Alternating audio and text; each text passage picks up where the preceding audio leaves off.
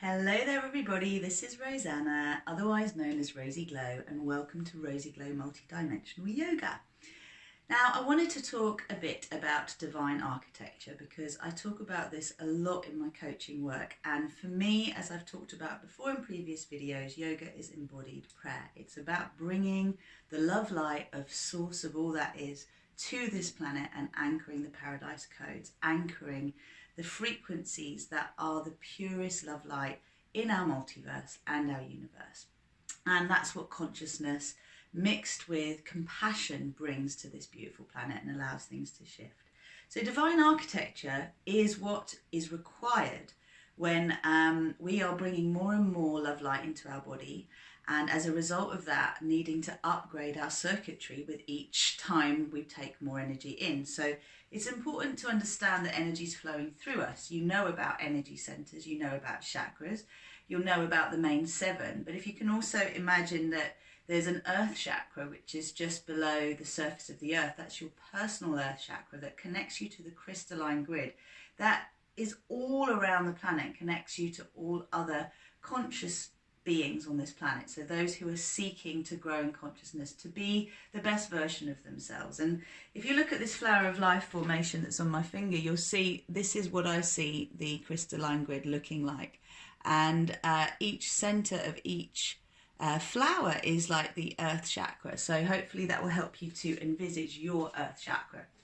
And that's number 8. So then you also have one in the center of the earth. That's 9, right? And then we go above the crown of the head. Number 10 is the soul chakra. And then you move, there are several more that go on and on and on. But if we just go for the stellar gateway as 11, okay? And then we would go into 9, 10, 11, and then we would go into the galactic chakra that would allow us to move well beyond this planet into the multiverse, okay, well beyond our universe into the multiverse. And I'm going to be doing a lot more about this because there are lots of different things written about chakras. There's way more than 12 or 13, but it's helpful just to imagine that those 13 are the basis of what we're doing here, because we will keep evolving it basically. So, okay, here's what I'm talking about. Divine architecture is essentially a core line that is like your inner lightsaber, your rod of light. If you've seen Star Wars, you know what I mean. That connects you to the original source of all that is through your body into your earth chakra. And as it does that, you can anchor love light into the planet, okay? And you move it around the crystalline grid first because we are activating the new earth paradigm. That energy then pools into the heart of Gaia, which is also the womb of Gaia, Gaia being Mother Earth, the ascending earth paradigm, so the earth that we are creating, that we are birthing. And it's like water that goes to the center of gravity, and then from there you pull it back up through your body and send it back out through to source, okay? Through our sun, all the way up through all of the major centers that connect us to the source of all that is. And once you've done that, what happens is that love light that you've brought from above, but is also deep within you because it's your divine spark, which is why we always start here with I am statements, to activate the rod of light that comes up and down at the same time, plugs you in. And then the energy can radiate out to your physical outline, which is your earth body outline, and then moves further out through all the layers of your energy bodies to then create the 6-pointed star that is your light body, or your Merkaba field.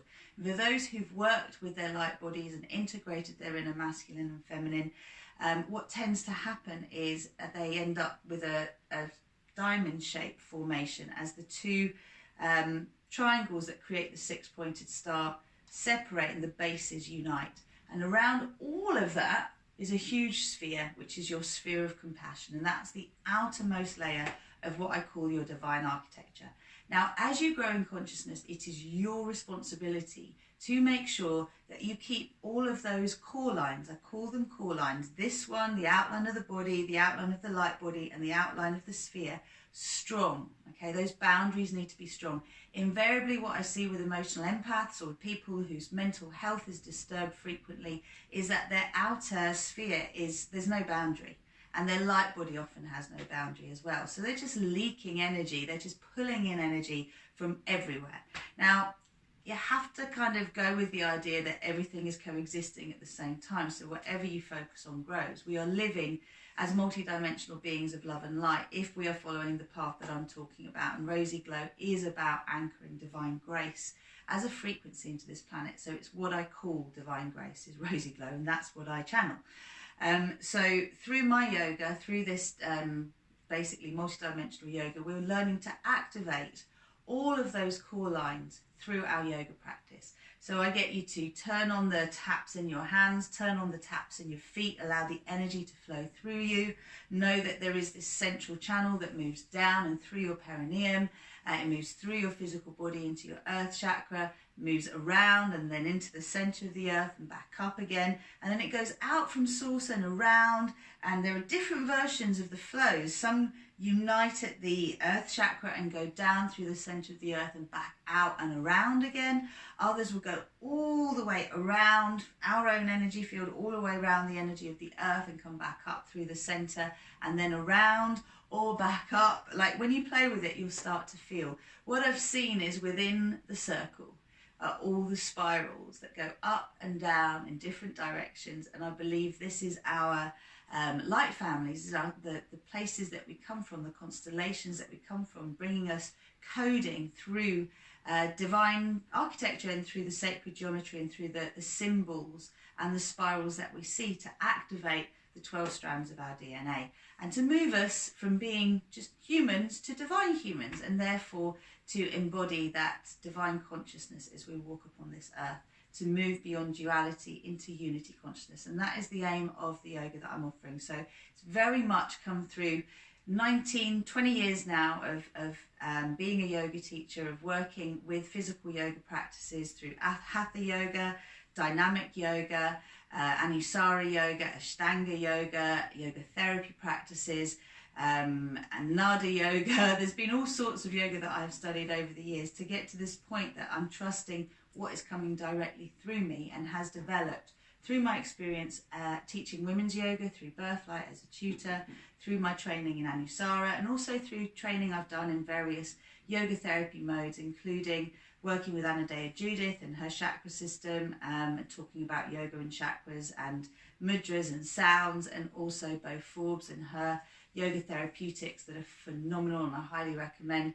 There's just been lots of wonderful, wonderful teachers that have gifted me with whatever they have come to develop themselves, and this is integrated through me, through my experience as a Reiki master, through my late mother as well, through an intuitive, through all the things that I've learned over the years to bring me to this point that I feel this is something that is really required as yoga for the 21st century, and combining it with therapeutic alignment in our strong flow practices, then we really can channel more and more light, love light through our bodies, and we can strengthen the channels so we can take more power running through us because we know how to channel that power wisely. So it is really important if you do any kind of energy work, and I believe yoga is energy work when you work it this way, to keep your energy field strong and to keep earthing these high frequency energies that are coming through.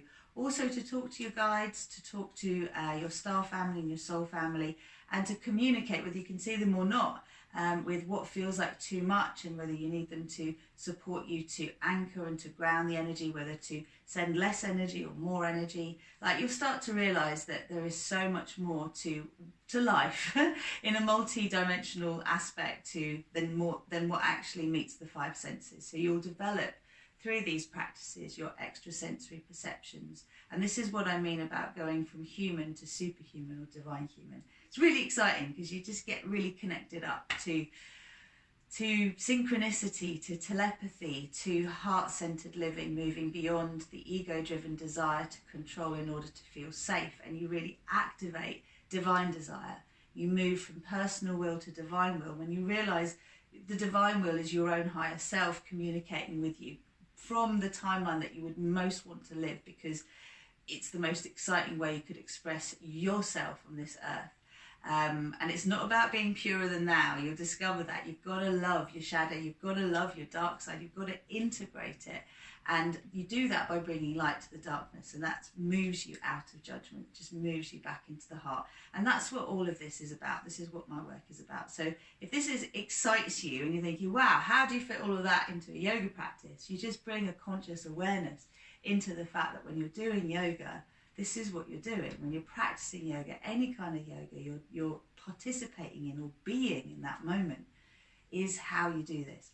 If we just bring light into our bodies and we don't consciously move it and direct it towards the highest good of all, towards divine will, then what happens is we just bring more and more light to what is already there without it necessarily shifting. And then that can get very uncomfortable. We try to control our minds and we just project what we don't know how to deal with on others. And there are lots of people I see on a spiritual path that are stuck in that loop. So my invitation is just to explore this, even if you feel it's not traditional yoga, or even if you feel it's not what you've learned in your practice, just to open to it.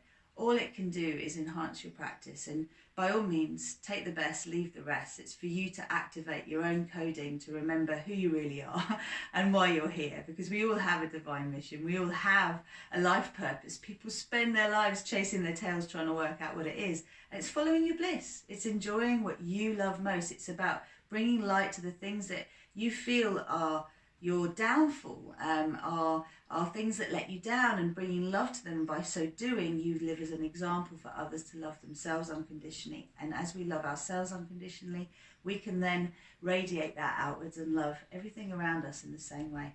What is within, we see around. So yeah, I hope you're excited. Let me know if you're interested to find out more, because there is a teacher training program brewing, and I will be very excited to have you on it if you're interested. There is also a mentoring program for existing teachers through Enjoy Yoga, which I also oversee, and that's another one of my little projects. So again, get in touch if this excites you.